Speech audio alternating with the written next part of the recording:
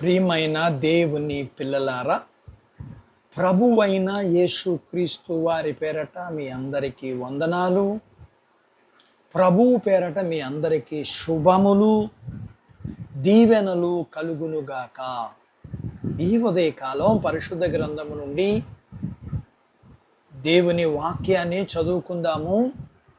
కీర్తనల గ్రంథము 112వ కీర్తన 7వ వచనాన్ని చదువుకుందాం. వాని హృదయము యెహోవాను ఆశ్రయించి స్థిరముగా ఉండును, వాడు దుర్వార్తకు జడయ్యడు. దేవుడు తన మాటలు మనందరి కొరకు దీవించునుగాక. ఆమేన్. ప్రియమైన దేవుని పిల్లలారా, ఎప్పుడు ఏం జరుగుతుందో అన్న ఆందోళన కలిగి ఉండడం అనేది భయంకరమైన సంగతి. అలాగే మన ఇంటి వారి దగ్గర నుండి ఏ కబురు అందునప్పుడు కొంత ఆందోళన కలగడం సహజం. అలాగే అలా అని అక్కడేదో జరగకూడని విషయాలు జరిగిపోతున్నాయని భయపడకూడదు. ఇలాంటి పరిస్థితులు మంచి మందు విశ్వాసమే.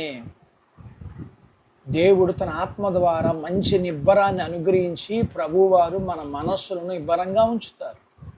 అప్పుడు మాత్రమే ప్రస్తుతం రాబోయే కాలంలో అన్ని భయాల నుంచి మనం ధైర్యంగా ఉండగలుగుతాం.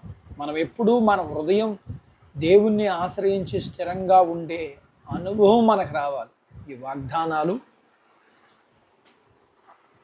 వాగ్దానాలు నమ్మటం కాదు, కానీ అన్ని విషయాల్లో దేవుని పైన అచంచలమైన విశ్వాసాన్ని కలిగి ఉండాలి. ఆయన మనకు ఏ కీడు కలిగించడు. మరి ఏ కీడుకు కలగకుండా దేవుడు కాపుదలిస్తాడు. దేవునిలో మనకున్న స్థిరమైన విశ్వాసం మన జీవితంలోని ప్రతి సమస్యను ఎదుర్కొనడానికి సహాయం పడుతుంది.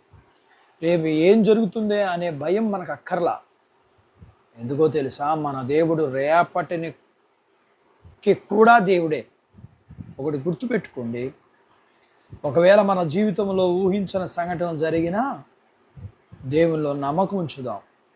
ఎందుకని అంటారా, ఆయనకు తెలియకుండా ఏ సంఘటన జరగదు. ఒక కష్టం దగ్గర గుర్తుపెట్టుకుందాం, ఆ కష్టం గురించి మనకు తెలియదు. అయితే మనకు తెలిసినా తెలియకపోయినా ఆయన మాత్రం మనకు దేవుడై ఉన్నాడు. ఎంత ఘోరమైన విషయాలు మనకు సంభవించినా గొప్ప దేవుడు మనకున్నాడు. మన దేవుడు సజీవుడు, మన ప్రియ ప్రభువు గొప్పవాడును. మనము ఆయన పిల్లలము. మనము ఎందుకు దేనికి భయపడవలసిన అవసరం లేదు. దేవుడు తన మాటలు మనందరి కొరకు దీవించునుగాక. ఆమేన్. దేవుడు తన మాటలు మన కొరకు దీవించునుగాక.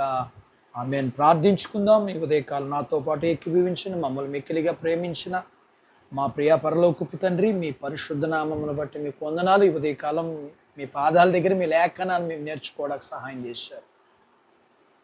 అయ్యా, మీరు మాకు తోడుగా ఉండే దేవుడు అని, మేము భయపడకుండా విశ్వాసముతో మీరు మాతో ఉండేవారని ధైర్యంగా కొనసాగుటకు కావలసినంత విశ్వాసాన్ని మాకు దయచేయండి. అవిశ్వాసం మాకు కలిగనయ్యద్దు. ఆ మాటల వైపు, ఆ పరిస్థితుల వైపు చూచి అవిశ్వాస పడకుండా మీరు మాకు సహాయం చేయండి. మీ పిల్లలను కలిగినంతటిని దీవించండి. చిన్న బిడ్డలను, యవనస్తులను, వృద్ధులను, స్త్రీ పురుషులను దీవించండి. వారి చదువులు, వారి ఉద్యోగాలు, వారి పొలాలు, పశువులు, వ్యాపారాలు, చేతి పనులు మీరు దీవించండి. ఎగ్జామ్స్ రాస్తున్న వారికి సహాయం చేయండి. రాసిన వారికి కూడా మీ దీవెనివ్వండి. వివాహం కాని వారికి వివాహము, గర్భము లేని వారికి గర్భఫలాలు ఇవ్వండి. మీరు ప్రేమించి గర్భఫలం ఇచ్చిన వారికి సుఖమైన ప్రసూతి ఇవ్వండి. ప్రసూతి అయిన వారికి ఆరోగ్యం ఇవ్వండి.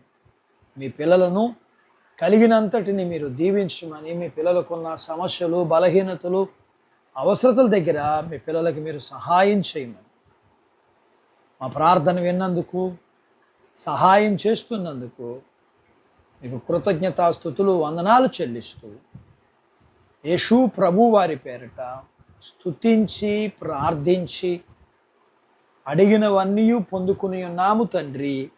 ఆమెన్. దేవుడు మిమ్మును దీవించును గాక. ఆమెన్.